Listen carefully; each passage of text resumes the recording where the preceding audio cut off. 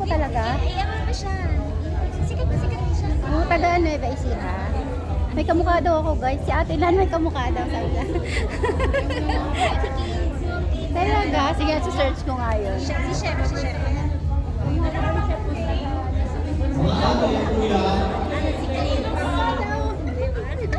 mga ate kuya, yung mga belongings po natin is sa gilid na po.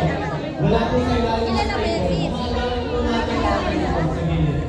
Then keep your belongings po ha. Hindi po natin ipon sa bot ng mga organizers po na mawawala po. Pakita ko sa'yo. Sige nga. Medyo mas makinis.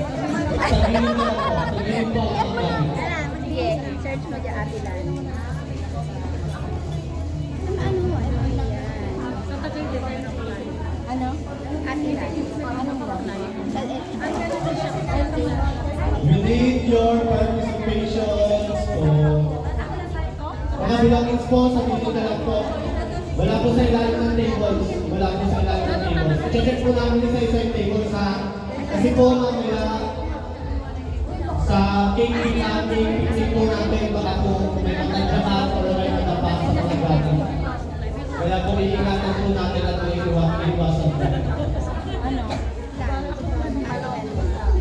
Wala po sa ilalim ng tables, sa nakikiusap po, wala po gamit sa ilalim ng tables. Then yung mga cake po natin, kung saan po namin siya pwede na isingit, din po namin isisingit na kasi kailangan na po namin pagkasya yung table na available. Maraming salamat po.